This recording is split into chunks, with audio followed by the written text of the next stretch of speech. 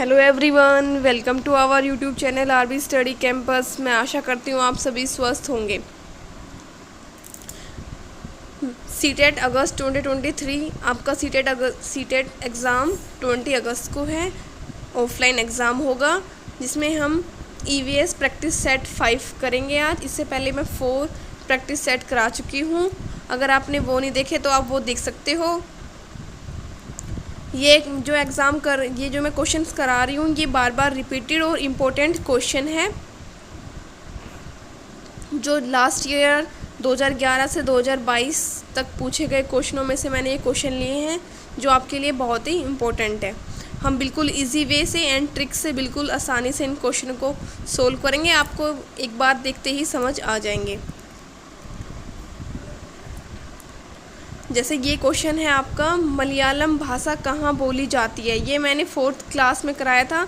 ये CTET exam 14, 15, 22 में पूछा गया क्वेश्चन है। लैंग्वेज, डांस, मैप से हमेशा क्वेश्चन आता ही आता है। मलयालम कहाँ की भाषा? ये कर्नाटक की, गुजरात की, तमिलनाडु की, केरल की। तो एक आप इसको इससे याद रखना, मल। देखो आप मल देख रहे हो, ल, मल और ल, केरल, मल केरल, मल केरल। तो मलयालम लैंग्वेज कहाँ की है? ये लैंग्वेज है आपकी केरल की। कहाँ की है? केरल की लैंग्वेज है। ठीक है, मलयालम भाषा कहाँ बोली जाती है? आपकी केरल में। आज हम इससे आगे हम आज के क्वेश्चन करते हैं। आज का फर्स्ट क्वेश्चन है आपका, हाथियों के बारे में निम्नलिखित में से कौन सा कथन सही है। ये आपका सीटेट एग्ज़ाम 13, 14 कॉन्टीन्यूस पूछा गया, लगातार पूछा गया, फिर 19 में, फिर 21, 22 में हाथियों से मतलब क्वेश्चन पूछे ही जाते हैं, है ना। इम्पोर्टेंट है। ज़्यादा कुछ नहीं है, 3-4 लाइन है जो आपको याद रखनी है कि मतलब हाथियों के झुंड के बारे में। देखो, फर्स्ट आपका, हाथी अपने भारी शरीर के कारण बहुत अधिक आराम करना पसंद करते हैं। सेकंड है, सामान्यतः 3 महीने के बच्चे का वजन लगभग 2 क्विंटल। 2 क्विंटल मतलब 1 क्विंटल में होते हैं आपके 100 किलो, तो 2 क्विंटल में 200 किलो। एक वयस्क हाथी 2 क्विंटल से भी अधिक पत्ते और टहनियाँ खा सकता है। इससे पहले वाली क्लास में मैंने आपको बताया था, जितने भी एक हाथी, मैंने एक कीवर्ड लिया है हाथी, इससे रिलेटेड जितने भी क्वेश्चन कैसे भी पूछे जाते हैं किस भी टाइप से, वो सारे मैं आपको बता रही हूँ। इससे पहले मैंने बताया था कि एक वयस्क हाथी एक दिन में कितने पत्ते खा सकता है? 100 किलो। इसमें बोला है 2 क्विंटल 200 किलो। नहीं, ये तो बिल्कुल गलत है। तो इस हाथी दिन में 8 से 10 घंटे सोता है, तो ये भी आपका गलत है। फर्स्ट क्या है आपका, हाथी अपने शरीर के कारण बहुत अधिक आराम करना पसंद करते हैं। आपने देखा है हाथी कभी ज़्यादा आराम करते हैं? तो इसका सही आंसर क्या होगा? सेकंड, कि एक सामान्यतः 3 महीने के बच्चे का वजन कितना होता है? एक छोटे जो हाथी होता है उसके 3 महीने के बच्चे का वजन कितना होता है? 2 क्विंटल होता है। मैं इसमें इम्पोर्टेंट कुछ बातें बता देती हूँ आपको। जैसे जो हाथियों का झुंड होता है उसमें जो सबसे बड़ी मतलब फीमेल होती है वो बनती है हेड, उस झुंड की हेड बनती है।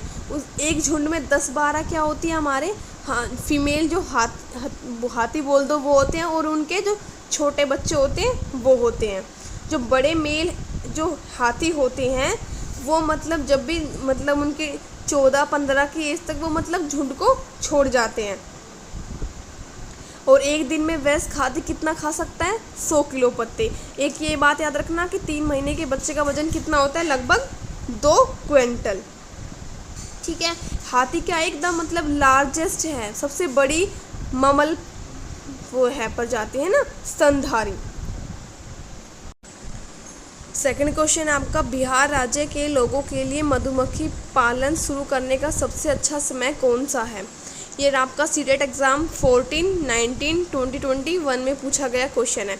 मैंने बताया था बिहार राज्य से, मैंने इसमें भी बिहार राज्य से मैंने बताया था। इससे पहले क्या था, एक आपकी मधुबनी पेंटिंग।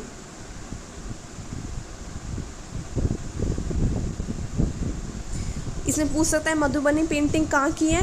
बिहार की है। मधुबनी पेंटिंग किसके उस पर पड़ी थी? वहाँ की एक ज़िला है बिहार का, उसी के नाम पे मधुबनी पेंटिंग। मधुबनी पेंटिंग में क्या बनाए जाते हैं? इंसानों, देवी देवताओं, पशुओं, जानवरों का उनमें चित्र बनाया जाता है। चित्र किस चीज़ से बनाया जाता है? चावल के, मतलब चावल के आटे को पीसकर उससे बनाया जाता है। तो 2-3 बातें याद रखना, इससे ये क्वेश्चन पूछे जाते हैं। इसमें पूछा गया बिहार राज्य के लोगों के लिए मधुमक्खी पालन शुरू करने के लिए। तो मधुमक्खी पालना शुरू करने के लिए बिहार में क्यों, जो पहले मैं इसको मंथ बता दो कौन कौन से में है। तो जनवरी से मार्च, अप्रैल से जून, जुलाई से सितंबर, अक्टूबर से दिसंबर। तो मधुमक्खी पालने का सबसे अच्छा समय कौन सा है आपका? अक्टूबर से दिसंबर। याद रखना कौन सा? अक्टूबर से दिसंबर। ठीक है। मधुमक्खी लीची के फूलों की ओर आकर्षित मतलब होती है। और आपको पता है लीची की सबसे ज़्यादा लीची के कहाँ मिलते हैं? मुजफ्फरपुर और बिहार। ये भी कहाँ पड़ता है? बिहार में। ठीक है। तो इसलिए मधुमक्खी का कहाँ हो गया ये, मतलब आपको पता है मधुमक्खी मीठे शहद के लिए मतलब फूलों से अमृत इकट्ठा करती है, फिर शहद बनाती है। तो मधुमक्खी पालन कहाँ किया जाता है? बिहार। और कौन से मंथ अच्छा होता है? अक्टूबर से दिसंबर में। समझ आया आपको? मधुबनी वाला याद रखना। पोचमपल्ली एक गांव है जो विशेष कपड़ों के लिए प्रसिद्ध है, जिसे पोचमपल्ली भी कहा जाता है। यह गांव का एक हिस्सा है। पोचमपल्ली तो एक तो पहले गांव है, फिर विशेषकर वह कपड़ों के लिए प्रसिद्ध है। जो पोचमपल्ली होती है ये रेशम और सूती साड़ियों के लिए बहुत प्रसिद्ध होती है। ठीक है।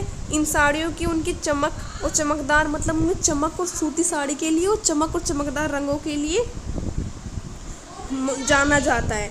मतलब बहुत महीन धागों से ये बने होते हैं।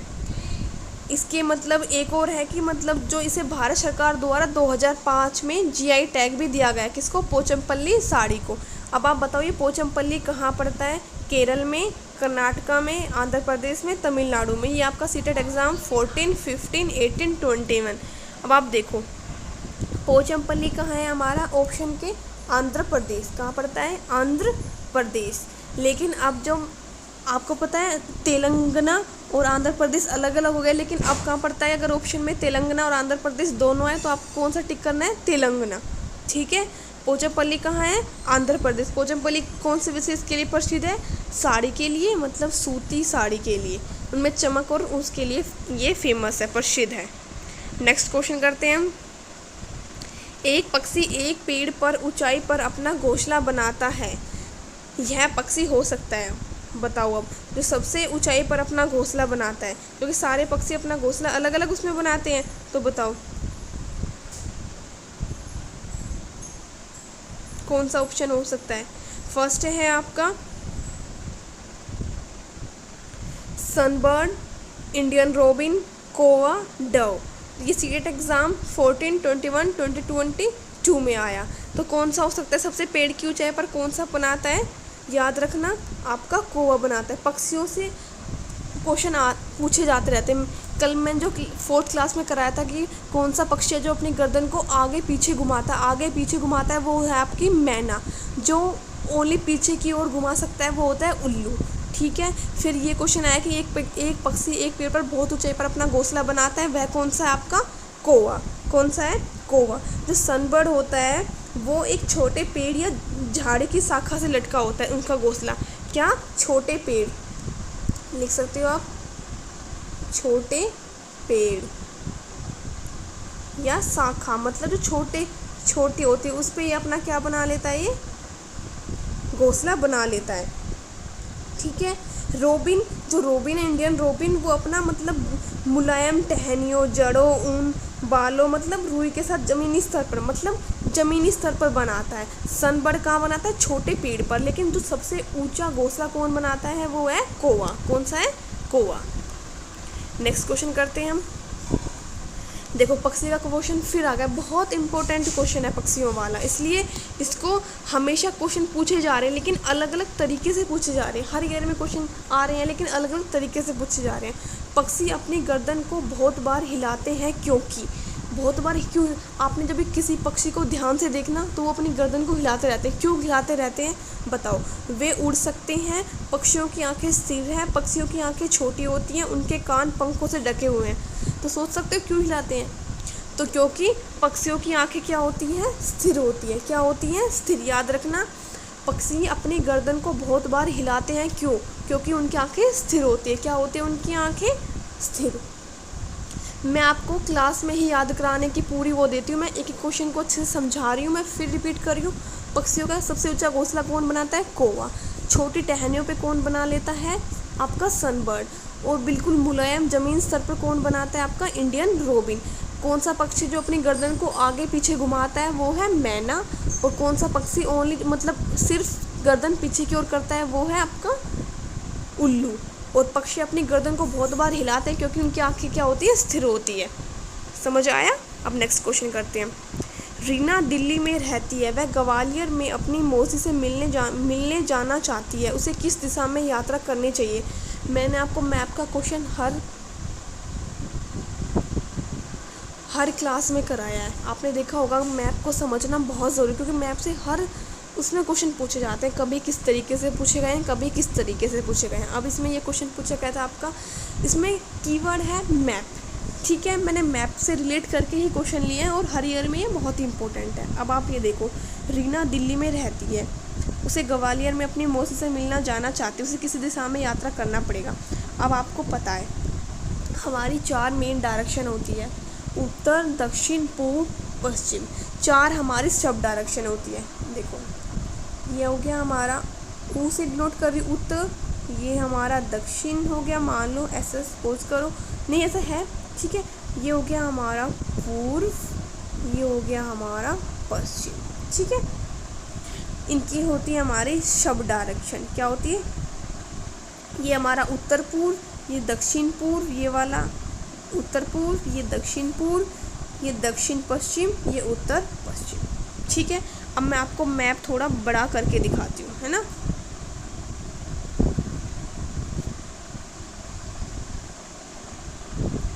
देखो अब हम मैप को मैंने थोड़ा बड़ा कर लिया। अब आप देखोगे दिल्ली, ये हमारा दिल्ली है। अब मैंने आपसे टिक करो जो मैंने डायरेक्शन बताई है।